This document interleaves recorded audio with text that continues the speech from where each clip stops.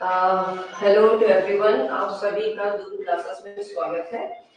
हमने last video में William Shakespeare जी की बायोग्राफी करी थी और आज का जो वीडियो है इसमें मैं आपको विलियम शेक्सपियर जी से पूछे गए कुछ इंपॉर्टेंट क्वेश्चंस हैं जो महत्वपूर्ण है और पेपर में आते ही आते हैं। तो let's begin with the first one. पहला है 1613 में the globe theatre cot fire. Question ऐसे पूछ सकता था, पूछेगा या पूछा जाता भी है, in which year the globe theater caught fire। तो वो 1613 में हुआ। उस समय जब वो फायर कॉट हुई थी तो उस समय स्टेज पे कौन परफॉर्म कर रहा था? Henry eight. तो ये भी आता है, Henry eight was being performed at that time. जब आग लग रही थी स्टेज पे तो उस समय पे हेनरी एट परफॉर्म कर रहे थे। 1614 में द ग्लोब थिएटर रीबिल्ड। देखो 1613 में तो आग लग गई थी, उस समय हेनरी को एट क्या कर रहे थे? स्टेज पे शो।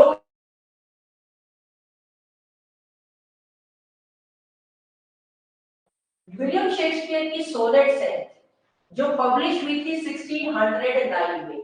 1609 में इन्होंने जो सोनेट्स लिखी थी वो पब्लिश हुई थी और उसको पब्लिश किया था थॉमस थॉर्प ने। Thomas Thorpe, THORP। और इन्होंने ये सारे सोनेट्स को एक ही किताब में इसको पूरा पब्लिश कर दिया था, राइट।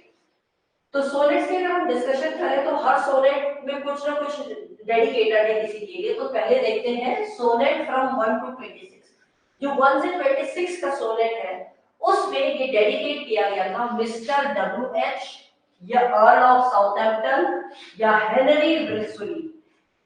WRIOTHSLEY। ये तीनों एक ही आदमी है। आप ये मत समझना कौन है। This is the one person, same person, is the same person. तीनों एक ही है। चाहे आप मिस्टर एग्जाम में मिस्टर WH आ जाए तो भी करेक्ट है, अर्ल ऑफ साउथहैम्पटन या हेनरी रिचली। तो ये 100 सोनेट 1 से 126 तक इनको डेडिकेट किया गया है।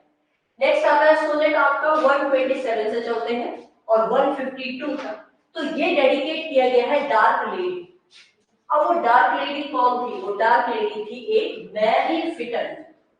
MARY, Mary Fitton, FITTON।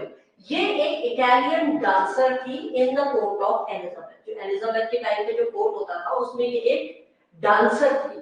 और ये भी कहा जाता है कि विलियम शेक्सपियर जी का इनके साथ अफेयर था, इसीलिए शेक्सपियर जी ने इनको डेडिकेट करते हुए ये सोनेट इनको डेडिकेट किया है, राइट। नेक्स्ट है सोनेट 153 से 154। ये कन्वेंशनल है। कन्वेंशनल का मतलब होता है परंपरागत। तो इसको परंपरा मोरल्स जिसमें होंगे, तो देखिए इसको डेडिकेट किया गया है लॉर्ड क्यूपिड। जो लॉर्ड क्यूपिड है इसको कहते हैं द गॉड ऑफ लव। इन्हें प्रेम की देवी कहा जाता है, लॉर्ड क्यूपिड को। उसको डेडिकेट किया है ये वाला 53 से 54 वाला सोनेट। अब इसके बाद हम इसमें पोएम्स में चलते हैं। तो पोएम्स में भी विलियम शेक्सपियर जी का जो वर्क रहा है वो इस तरीके से रहा है। इसमें इन्होंने क्या कहा? जो पोएम थी वीनस एंड एडोनिस, ये एक प्रेम की देवी की पोएम है। तो इस ये डेडिकेट किसको की है? ये डेडिकेट की है WH या फिर हेनरी रिचली, दोनों एक ही है, उनको डेडिकेट की गई है। और इसमें स्टैंजा पूछा जाता है तो आपको मैं बता दूं शॉर्टकट, ये एडोनिस है। यहां देख लीजिए ADONIS, एडोनिस। इसमें कितने लेटर हैं देखते हैं, 1 2 3 4 5 एंड 6। आपको 6 लेटर दिख रहे हैं एडोनिस में। तो यस, तो यहीं से हमने इसको कहा 6 लाइन स्टैंजा है, रिटन इन 6 लाइन स्टैंजा। शायद आप भूलेंगे नहीं। तो वीनस एग्जाम में पूछा था कितने लाइन का स्टैंजा है, तो वीनस एंड एडोनिस, एडोनिस का देखना 6 आ रहा है और ये 6 लाइन स्टैंजा है। और ये किसको शो कर रहा है? Love of Venus for Adonis. मतलब जो लव है वीनस का एडोनिस के लिए उसको दर्शाता है। नेक्स्ट चलते हैं सोर्स। इसको लिया कहां से गया है? इसको लिया गया है मार्लो जी ने काम किया था। और वो मार्लो जी का कौन सा काम था? वो था हीरो एंड लिएंडर। तो हीरो एंड लिएंडर में जो इन्होंने काम किया था मार्लो जी का, उस वहां से सोर्स लेके इन्होंने उस चीज को बनाया विलियम शेक्सपियर जी ने। नेक्स्ट पोएम है विलियम शेक्सपियर की the rape of Lucrece, LUCREAS। REC, spelling ध्यान देना क्योंकि इसी से आपका स्टैंजा बनेगा, राइट। तो ल्यूरिस में अगर हम काउंट करें तो कितने, देखिए कितनी वो है नंबर अल्फाबेट, 1 2 3 4 5 6 7, तो ये 7 लाइन स्टैंजा बन जाता है। It is the line 7 line stanzas form. इसको राइम रॉयल के नाम से भी जाना जाता है, राइम रॉयल। अब एक्चुअली इस पोएम में क्या होता है, ये एक ट्रेजिक पोएम है, ट्रेजिक स्टोरी, जिसमें ल्यूरिस क्या है, खो देता है। किसको खो देता है? अपने वर्च्यूज को, अपने ईमान धर्म को। किसकी वजह से? अपने रिलेटिव्स की वजह से। तो that is why it is a tragic, दुखद। इसके बाद नेक्स्ट सोनेट है 99, इसमें 15 लाइनें हैं। सोनेट 126, इसमें 12 लाइनें। इसके बाद द पैशनेट पिलग्रिम, ये पोयम है। ये पैशनेट पिलग्रिम का मतलब होता है जोशीला तीर्थयात्री, तो वो पोयम बनाई थी।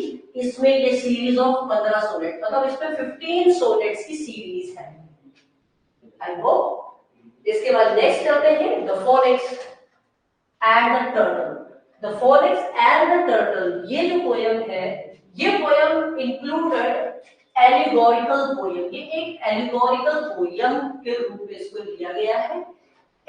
ये किसका, इसमें किसका कैरेक्टर का कलेक्शन दिखाई देता है, मतलब किस चीज का कलेक्शन है, तो वो है रॉबर्ट चेस्टर्स कलेक्शन। अगर पूछा जाए कि phoenix and the turtle is whose collection, तो आंसर आएगा रॉबर्ट चेस्टर्स कलेक्शन, जो कि उन्होंने किसमें लिखा है, लव मार्टियर में। तो लव मार्टियर में जो रॉबर्ट चेस्टर जी का कलेक्शन है, वो इसको दर्शाता है, the phoenix and the turtle, क्योंकि शेक्सपियर जी ने इसको वहां से लिया है। इसके बाद नेक्स्ट आता है अ लवर्स कंप्लेंट। तो लवर्स कंप्लेंट पे भी ये एक पैस्टोरल पोयम है। इसमें 7 लाइन स्टैंजा, क्योंकि स्टैंजास पूछे जाते हैं कितनी लाइन के हैं, तो इसलिए इंपॉर्टेंट होता है। नेक्स्ट आता है क्वार्टो। क्वार्टो क्या है? क्वार्टो एक कोई पेपर है या बुक है, जो पेपर पब्लिश होता था या बुक पब्लिश होती थी, तो उसका एक मेजरमेंट होता था उस टाइम पे, तो उसको क्वार्टो कहते थे। और इसका मेजरमेंट जो था वो इस तरीके से होता था, 8 inches into 10 inches, that was the size of book. दूसरा फोलियो, फोलियो भी एक तरीके का क्या है, साइज ऑफ बुक को डिनोट करता है, शीट का जैसे पेपर का होता है, तो इसका मेजरमेंट थोड़ा अलग था, इसका था 9 इंटू 13 इंचेस। और लास्ट में हम बात करें तो शेक्सपियर जी के जो फोलियोज हैं, उसको किसने एक ही उसमें कंपाइल कर दिया। वो ये इनके फेलो एक्टर थे, मतलब एक के साथ एक्टिंग करते थे और उन्हीं के साथ रहते थे। उनका नाम था हेमिंज एंड कॉर्डेल। तो उन्होंने शेक्सपियर जी के जो फोलियोज हैं उनको एक साथ एक ही जगह कंपाइल कर दिया। तो ये कुछ इंपॉर्टेंट क्वेश्चंस हैं, आप इसको देखिए। इससे आगे नेक्स्ट वीडियो में हम विलियम शेक्सपियर जी की जितनी भी बुक्स हैं जो लिखी हैं उसको डिस्कस करेंगे।